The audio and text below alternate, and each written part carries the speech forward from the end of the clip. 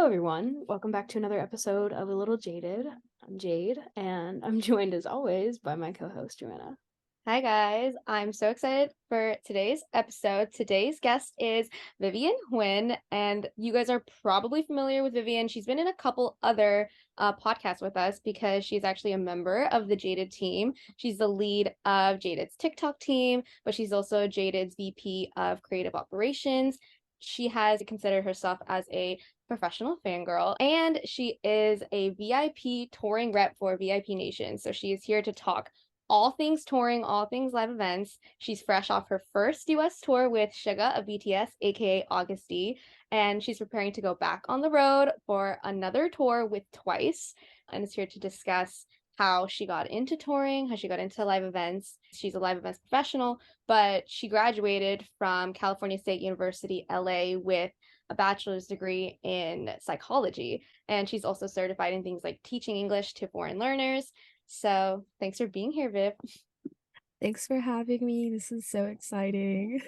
Yeah, it's always so much fun to talk to, Viv. It's gonna be a fun one. But first of all, as Joanna said in your intro, you graduated with a degree in psychology. So, naturally some people are probably like, how'd you get there? How'd you get to the music industry from psychology?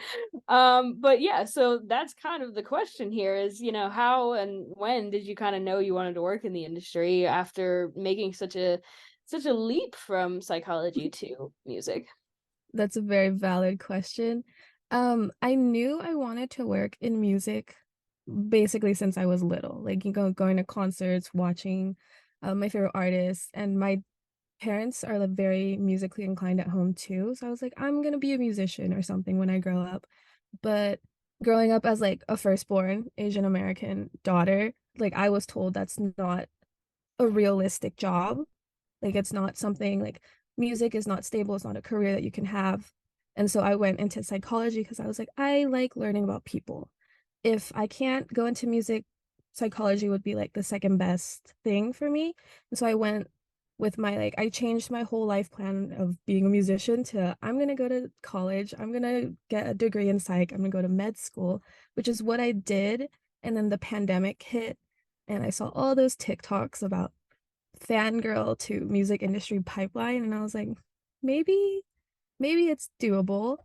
And I saw Jaded do a little like advertising, and I was like, let me give it a try. I didn't think I was gonna get it. I think I've talked to you guys about this before, but I was like so nervous for my Jaded Productions interview. Like I was shaking in my boots. I was like, I have no experience in the music industry. All I know is what I've learned from like my fan accounts on Twitter. And then you guys were like, yeah, she's got it. And I was like, okay. And it kind of just like sparked a little like flame in me that like made me believe, okay, music is possible. And I just went from there. So I kind of just stopped everything I was doing in psych and went to like full gears shift toward music industry, which has been pretty good so far. Yeah, I mean, I think we pretty much loved you right away from your interview. So it's funny to hear that you were like super nervous about it because I remember you had like a Harry Styles poster in the back, and I was like, I'm going to like this girl. I just remember, but Yes. I remember I had known you a little bit because of street teams that we were both a part of. So Mhm. aside from obviously Jaded, I know that you were in other street teams and things. So what were other first steps that you kind of took to learning a little bit more about the industry? Um, I think the very first TikTok I saw was a fan to band TikTok, which kind of like they were so open and welcoming and like, hey, just join our street team. And before I had no idea what a street team was. I was like, okay, I'm just gonna be a part of this crew and like put little posters around the city. I didn't know like the impact it had. And then I saw another video that said, if you ran a fan account when you were younger, or if you did this when you were younger, that's kind of like free PR for the artist. It's like you've been doing this for such a long time already. And when I saw those videos, it kind of clicked in my head like, I have been doing this since I was probably 13 or 14. I just need to like hone in on those skills. And so I would reach out to like smaller artists in my city and be like, hey, I know you don't have a following, and I also don't have any like creds or any like skills, but I feel like we can work together. And like I would like do little graphics for these artists. I would put together kind of like little like, hey, listening party for this person on this day, like you can come to the park and listen to it with me. And then I started volunteering at like little venues in LA because I'm from LA.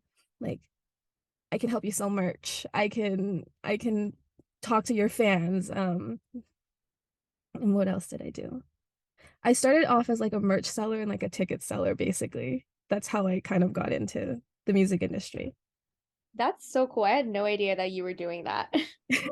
That's so cool. It's those little steps that like make the bigger impact, I guess. Mhm. It's the little things that make the big impact on your career and on your life and on other people's lives and stuff. So that's really awesome. So we talk, obviously, as you know, we talk a lot about like the fan to professional pipeline and starting out as a fan and becoming a professional and stuff like that. And obviously you are a great example of this, but as you said, you just went on your first tour with Suga of BTS, which I was trying to figure out I was like, Viv, what are you doing today? Like trying to figure it was so cool. But you're a fan of that group and you're a K-pop fan in general, so how have you been able to create the separation between professionalism and pleasure when it comes to working with artists that you've been a fan of? Because I mean, I can imagine that that's hard for some people to collectively conceptualize. Yeah. Yes, you're in the music industry, and yes, you're doing something that you really like, and you might happen to be a fan of an artist, but Mhm. how do you retain your professionalism so that you are able to be asked back for shows and things like that? Yeah. No, I will say that when I first got the email that had like the offer for that tour for Suga of BTS, I was like shaking in my boots. I think I As you texted should. both of you guys. I texted both of you guys and I was like, "Oh my God, this is happening," because he is one of my favorite artists ever. And I was kind of in like a little like panic mode of how do I act professional? But then I just I always tell myself that artists are just people too, and they are. Like we all know that they are people. Um, so it was kind of like something I told myself every day leading up to the tour is he's just a person. He's here to do his job, and you're here to help him do his job. And for it to go well, for you to see a show that you know the artist is capable of, you have to keep your cool and you just kind of have to pretend like they don't exist. Which is like for me, it's kind of like there's like for us, the best way I would describe it is like we're all friends, but we all work together. So sometimes like we'll get distracted and like talk about like, oh my God, like this happened the other day. But then at the end of the day, it's like, okay, we separate our friendship and our like work relationship. And I think that's what I did to like help me get through is I compared it to like, well, obviously, like he's not my friend. He's like somebody like I idolize in a sense. But I did the separation of, okay, I can be a fan after I clock off, but until that like hour hits, I am full work mode. He doesn't exist. He is my quote unquote boss, but also as what helped as like a VIP Nation tour rep is you're mostly fan facing. So I was just kind of working with people that like I understood and I didn't like kind of like out of sight, out of mind. He wasn't there. He wasn't in my way, like not in thought whatsoever. Yeah. I feel like your mindset is like the best mindset to kind of go about that. And I think that that's what separates like people who are able to kind of follow fan to professional versus people who are just meant to be fans. And that's okay. Some Hmm. people like if they just want to be a fan, then they just want to be a fan. Like all of us are We fans of need the people. fans, yeah. Yeah, Yeah, 100%. Like definitely. but there does have to be that ability to make that switch because Mm-hmm. I mean, all of us here in this call have been in positions where we're working with like super cool people. And it's like, obviously, in the back of your head, you're like, oh my God, like, what am I doing? Like, it's like a weird out of body experience, and you like want to freak out, but you can freak out later. Like, the time to freak out is Yeah. not there. Do your Mm-hmm. job, and then later you can be like, oh my God, I just did this. As soon as you Definitely. hit the car, you can just be like Oh, freak out. yeah. No, But exactly. Yeah. once I you're remember still in that venue, you're coworkers with that person. Yeah. Yeah. exactly. I remember my very, very first gig was BTS in Las Vegas, and they're like my favorite group. Yeah. Um, because it was my first gig, I was like, incognito. Nobody needs to know that I'm a fan. Nobody needs to know that I know all of their names. Like, let's just keep it chill. And then right when I got to my car, I was like, oh my God, that just happened. It was crazy, but that's how I kind of learned to separate. And I think we all understand like how to separate, because we also want what's best for them, in the sense of us working and doing the best that we can to like make sure whatever they need runs smoothly. Yeah. And I think the important thing to note too is like that separation, like maybe it can be, but in my mind, I feel like it almost can't be taught. I feel like it's kind of, you have to, it's like an inherit type of thing where you have to Oh, know, like, definitely. okay, I'm at work right now. Like exactly Hmm. what you said. Like if you want to freak out during the concert and be like, oh my God, I'm watching the show, totally valid. I feel like everybody on a person's team is a fan of the artist in some way, but Hmm.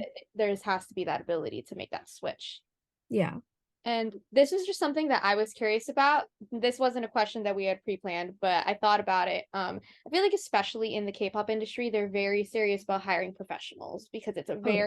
it's a very intense industry, and like all throughout the industry, they want to make sure that whoever they're hiring can be trustworthy. So when you were going through that hiring process, were you like purposely trying to not portray yourself as fan? Oh, 100%. To this day, I don't really let them know I'm a fan unless I kind of see any hints that I let them expose themselves to me first, so I know I'm Yeah. safe. Um, but I think it's just like working with like K-pop, everybody is so professional and so on it all the time. And I've seen like the Korean side of things where they're just always like they have things down to a T ready. Like, this is the time that we should get them in. This is everything we need. Like, very type A kind of. And so it's like in a way kind of like a scary motivation of like, don't don't F around.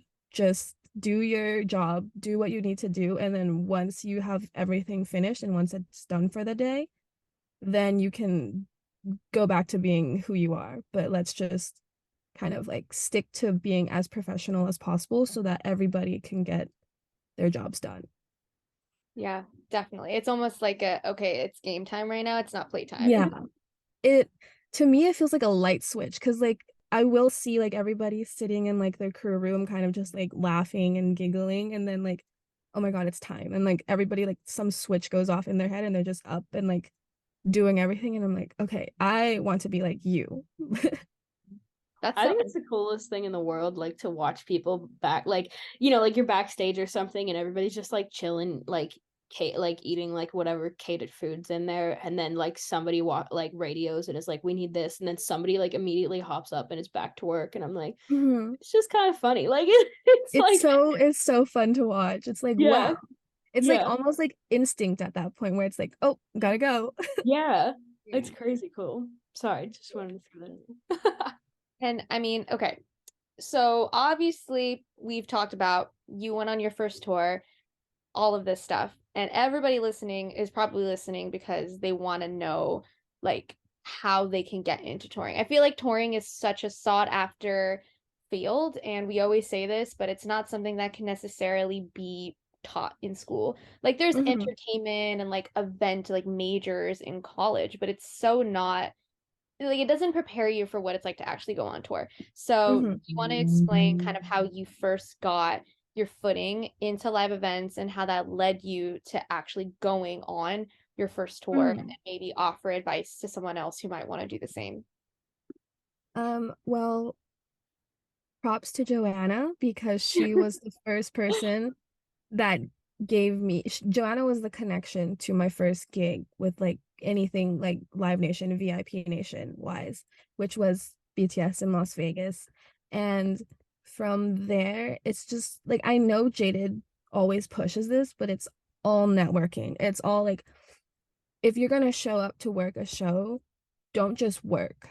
Like use it as like a hey, I'm gonna do a good job, but I also want to get to know the rep. I want to make friends with the assistants that are working because for me that's what benefited me the most was becoming friends with the people that I was working with because after my first gig in Las Vegas I got texts from them saying hey there's another gig in LA and it just kind of like a snowball effect of like I just started working like a show every other weekend like that entire year because everybody that I knew and met were like, hey, I know you're good, so I referred you to this person and they're gonna shoot you an email. And I think that's one of the biggest things is I know a lot of assistants that come to work shows, but they're like a little on the shy side, so they don't really socialize. And like my biggest advice is just don't be shy.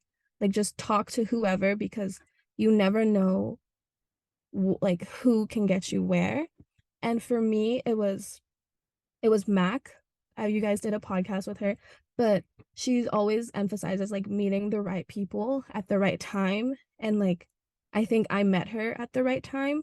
And she told me like she saw potential in me and she would like recommend me to like people that were higher up and say like, hey, you should hire her.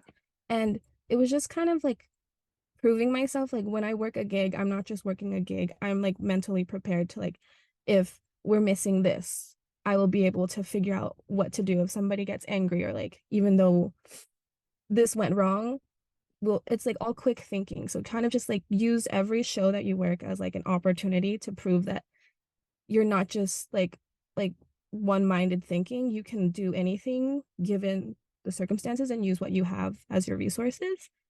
Um and I got offered the opportunity to do like a one-off, like kind of just like a, hey, we're gonna put you as the temporary rep for one show and see if you can do it before we put you on like a full-scale tour. I And remember when that happened. and I was terrified because it was for a Ukrainian singer, so I didn't know anything about the fan base or the artist. I kind of went in blind, and it was just like it was a little crazy because I just didn't know what to expect, but I just went in pretending that I knew what to do. Like I got the text that said, "Oh, go to this room to get your crew pass." And I was just like, "I don't know where that is, but I will walk around this venue and pretend that I do so that I don't look like I'm clueless." And it worked. And so I just spent the rest of that day going, I know what I'm doing. I'm gonna get through this. And it was a very successful first one-off. And then from there, I got offered my first tour. I can't tell you how many times that's happened to me, Viv. That has me cracking up because somebody said the same thing to me at a venue one time. They were like, go downstairs, find these pipes, bring them back up." I was like, I don't know where downstairs is. I don't know what pipes you're talking about, but I'm gonna find some stairs and we're gonna see what happens. Like, No, exactly. Fake it So till you yeah. make it, basically. You just have to fake it till you make it, but like do a good job while you're faking it and you're set. Yes, exactly. No matter what, just be like, yeah, I'll go find that. Even if we have no idea where it's at, try to figure it out, because that's how Yeah. you're gonna get like the because actually, I think the first time that I mean, you guys are a little bit more experienced in the touring world than I am, but the first time I was asked to be like a VIP assistant or whatever, um, he gave me like the special tag that like gets you the backstage access, and then he was like, okay, and he just pointed at like something that you had to set up for like photo opportunities, and he was like, okay, set that up, I'll be back. And like he didn't come back for 20 minutes, and I had no like first ever show I've ever worked. I was like, all right, we're gonna figure this out. I was like, let's Yeah, put the pipes together, let's figure this out. So exactly. yeah, so it's like I feel like most of it is just faking it till you make it and figuring it out and like nodding your head yes and Hmm. figuring it out. Yeah, Yeah. because during my sorry, we're like trailing off, but during my first tour, which just happened with Suga, um, something I was told was never let anyone know that it's your first time. Not because you're like you don't want to share it, but it's like some people will kind of use that to their advantage and like kind of like, let's blame the newbie, or like some people will see it as like an excuse if you mess up, oh, like it's your first time, like, so just kind of fake it even though it's not your first time. And I think one of my proudest moments on that tour was when the Live Nation tour rep, I told him it was my first time on the very last day. I was like, this was my first tour. And he just had like this expression of like shock, like, there's no way this is your first tour. I don't believe you. Like, you did such a good job. And I think that's like, that was the best feeling for me, is knowing that even though I probably was faking it like 50% of the time, like I still did a good job. So, everyone can fake it till they make it.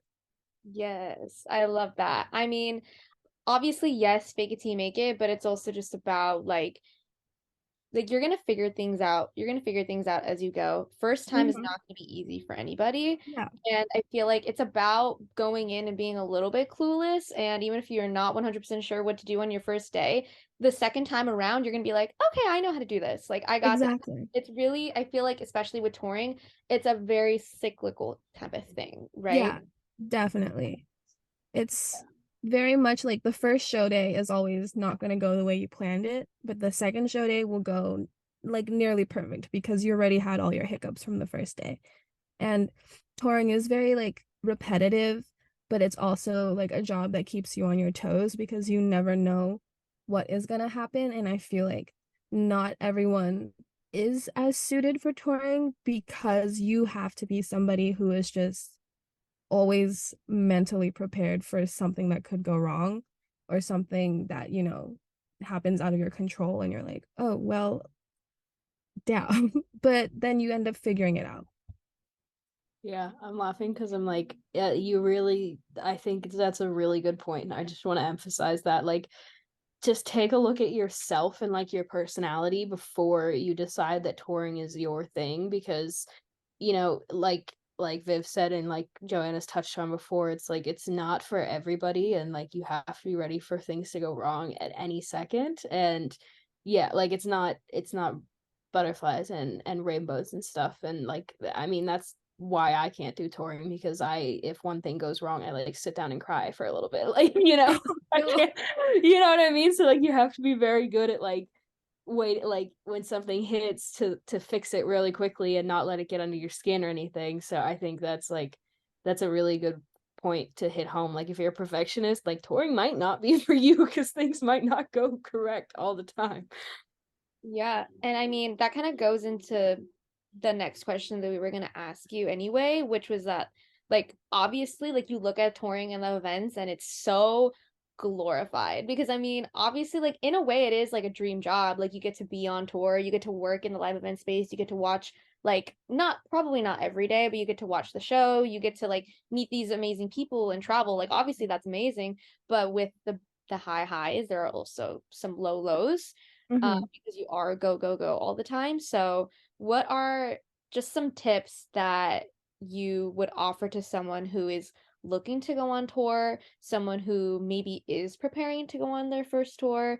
And that can be in the sense of like mental health wise, any tips, what to pack, like just things that made it a Hmm. successful first tour for you. For me, I was really thankful that I had somebody like Mac, because she gave me all the advice on like, what to prepare for and what to pack. Packing wise is very simple, just less is more, and you're not gonna go to somewhere that you don't have access to buying anything. Um, for me, it was like a big, I had to prepare a lot, I guess, like mentally, because for me, I'm someone who is very introverted, and I was worried like I'm gonna be around so many people all the time. It kind of freaked me out a little bit. And um I found out, like I came to learn that being on tour, you can either be the most introverted person or the most extroverted person, and it won't matter. because you can go to the venue, do your job, and go back to your hotel room, or you can go to the venue, do your job, and like hang out with people. So you have the choice to like, you know, keep to yourself or like to socialize, you know. Um, Another thing is, as a woman in the music industry, when you're touring, it's very much boys' world, man's world, because a majority of the people that, you know, work on stage or like stage hands, riggers, and everything, they are men. And you just kind of have to like, you know, tell yourself like, don't be afraid to like stand your ground. You're a woman in this industry and you made it in this industry and you're gonna stay in this industry. Just kind of like empowerment to yourself. Like, don't make yourself feel smaller, because there are some people that will make comments of like, oh, like, why are you here? Because there were a couple times on tour where I got like, oh, you're like so cute and so little. Like it makes you almost feel small and like you don't belong. But I constantly reminded myself, like, hey, I'm here. I made it this far. I've done the work for it. And who gives an F? Who gives an F about what anybody says, because like you made it. And it's just kind of like a constant battle of like just knowing that you belong where you belong, because sometimes you do and you will feel out of place, because touring does get lonely if you're not with the right crew or with the right people. And I like had that like similar experience where like some of the people that I was working with made me feel a little left out, but at the end of the day, I was able to make my own friends, because the people you're touring with, there's like hundreds of them that you're touring with. You're bound to at least create some relationship with somebody. And just don't feel discouraged when you're on the road, because it does kind of take a toll on you mentally, because you're kind of like a fish out of water. You're never home. The only time you can talk to your friends is online, and sometimes you don't even have the time to like FaceTime your mom or like FaceTime your friends, because you're in the venue for like 18 hours the whole day. Um, but just kind of like be your own best friend and like make time for yourself is like my biggest advice when you're on tour. And go shopping on your off day. I love that. I love that. Oh my God, there was something that you said that made me think of something that Jade had said before. I think it was when Jade said that she was working the Big Time Rush show and they thought that you guys were fans or something backstage. Yes, it was.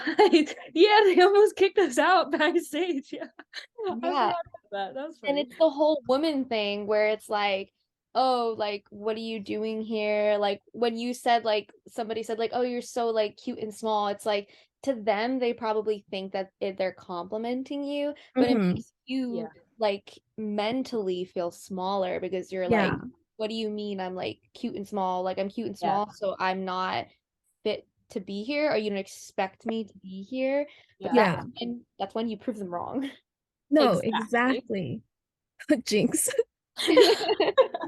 A little jinx for you. No, I totally agree with that. It's like yeah, I think your advice is amazing, Viv. Like don't let it get under your skin. Like who cares what anybody thinks, you know? But like as far as those people go that are like, you know, immediately assuming that if you're a woman backstage, like a 22-year-old woman, that you're at like a fan that snuck backstage, or if you're, you know, working on the tour, they're like, oh, you're so cute and little. Like would you say that to a coworker, like in a corporate environment, like you come out of like your cubicle and you're like, oh, you're so cute and small? Like, Like, that's no. harassment.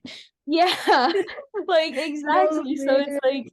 why would you say it to somebody, to a woman on tour? Like, I get like, yeah, but it's like, it's all about breaking those barriers and breaking those glass ceilings. Like, because, you know, when you think about it, women haven't been in touring that long, like, you know what I mean? And like, we're Mm-hmm. still not a majority on tours. So, you know, you gotta break those barriers somehow, you know?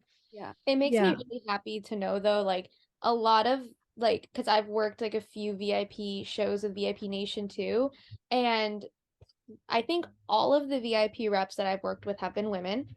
They've all Mm-hmm. been like boss women, like super Mm-hmm. amazing at their jobs.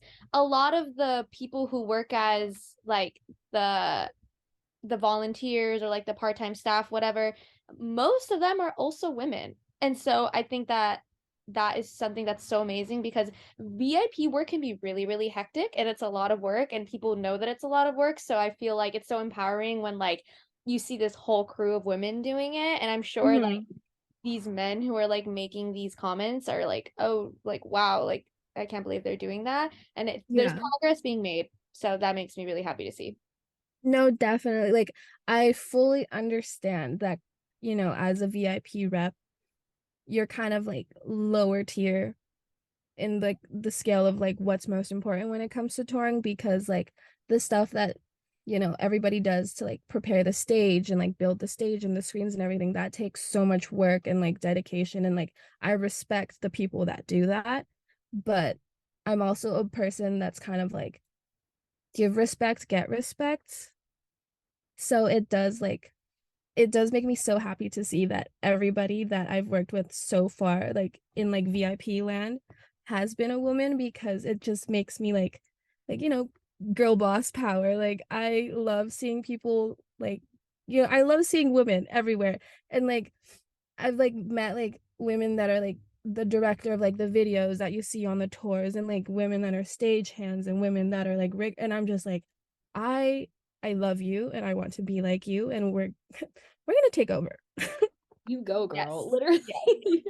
Even like photographers, like women who are like on doing staging, like it's slowly happening. And I think that um like even though like you said, like this is just one part of the industry, but like there's definitely opportunities that are there, and you just have Yeah. to show that you are good enough and that you want to be there Hmm. enough to deserve it. Hmm. Yeah. Yeah, I totally agree. And not only that, but uh, everything in touring isn't like we said, isn't all sunshine and rainbows, but it also isn't like I hope that we're not like like not convincing somebody to try their hand at touring, because it is also really really fun. And Oh like no, for definitely. me, I feel like shattering those glass ceilings and like getting to watch other women do things that you might want to do is really empowering. So that's like a number one reason I feel like for me to be like, for anybody to be in touring, any women to be in touring or anything. But also it's like just so much fun to watch like the fans come in and like be all excited. Overall, like really fun, that too. Oh, So. 100. I'd say the best part about my job, because it is mostly fan facing, is seeing how happy they are. That you like, you gave them the experience of like seeing a sound check, or like creating a little lounge for them to kind of like take pictures with their favorite artist. I think that's what makes like the long days and everything kind of worth it, because without fans, you have no show. And without no show, there's just no job. So like you guys, like fans are the reason why most of the people in the music industry have the job that they have. And seeing them happy and like saying like, yeah, you guys did great, like thanks for working, is just like the best feeling. Yeah, exactly. 100%. Yeah, there's no better feeling than a fan coming up to you and saying like, you did great, like you're so nice, and like stuff like that. Like Yeah. that is such a fun feeling. Mm-hmm. Yeah. But so I mean, obviously we talked about like the good and the bad and the highs and the lows of like touring. So, we just talked about like the high of touring is meeting the fans, but in your experience, have you ever gotten a little jaded? And if so, how do you come back to the industry that you love? Um, let's see. Because this was my first tour, I feel like I experienced a whirlwind of everything just within the span of like a month. And my boss even told me, she said, this is the hardest tour that you will ever be on, because Suga's tour was a GA like fan experience. So like it was like first come, first serve, like first person in line, like camping. It was just a lot to deal with, to a point where like I know earlier I said I love helping the fans and seeing them happy, but there were points in that tour where I was like, why are you camping outside? I want you to go home because you're making me so miserable right now. And it just kind of like took away from the experience, because like before I was all for like, I love the fans. I'm a fan. This is gonna be great. And for like a good week or 2 weeks into the tour, I was like, I hate every single one of you. I don't associate with this fandom anymore. I am not army. But after we kind of like got into the rhythm of things, like figuring out, okay, let's just work with them. Let's just talk to the fans and like kind of get to know them. Like, why have you been outside for 8 days? And like, let's work with the line. Like, let's after we kind of figured out how to like, just manage everything, that's when I kind of grew that love back for like that fandom that I like claim to be a part of and like the work that I do because it just made things easier when everyone was just calmer and worked together rather than like I'm the VIP rep and I'm telling you you need to listen to me and like we're gonna move this way. It was more of, hey guys, like let's all get you inside and like move you very slowly, nice and orderly. And then like the first 3 show days, they were mean. They were saying some things that were not very nice. But for the rest of the tour, they were very like, oh my God, thank you so much for organizing it. Like you did so great. And then that's what brought my love back for like working in this tour because I'll tell you, this was my first time and I was like, this is not how touring should go. But it picked up and then like getting to know the crew and like getting to know like the people I was working with and seeing my friends who were like, worked as local assistants kind of like gave me that little reminder like, hey, this is where you started. You started with your friends and you and your friends are only going to keep going up from here. And that kind of just like gave me the little reminder. Yeah, you love doing what you do. And Oh, also seeing Joanna in Oakland helped. Joanna was like the little burst of like Yes. Joanna sunshine. was in Oakland. Yeah. Yes. That's Literally, so. that was the last show too. I didn't even realize that that was the last show. So I was like, oh my Oh, gosh. really? So yeah, I was like, this is so What were you exciting. doing, Joanna? I was working for Viv. Yeah, just VIP and stuff. Yeah. Sweet. Oh, that's so cool. Yeah. I think That's really that's cool. honestly like even though it probably in the moment you probably felt like why me? Like for such a like crazy tour.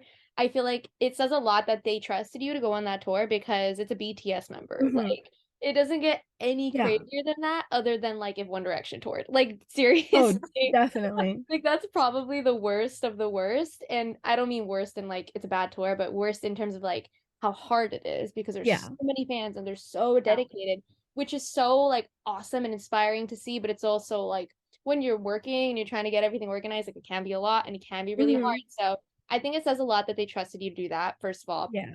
And I think even though in the moment, like I said, you probably felt like, oh my God, like why does this have to be my first tour? Like now literally every other tour you're gonna be like, I got this. Like it's fine. Like nothing's gonna be worse than that, you know? Yeah, definitely. I right after Suga's tour, I helped with TXT this past weekend and it was all sunshine and rainbows. I was like, wow, this is so calm and like organized and I was just having the best time. So I was like, you know what?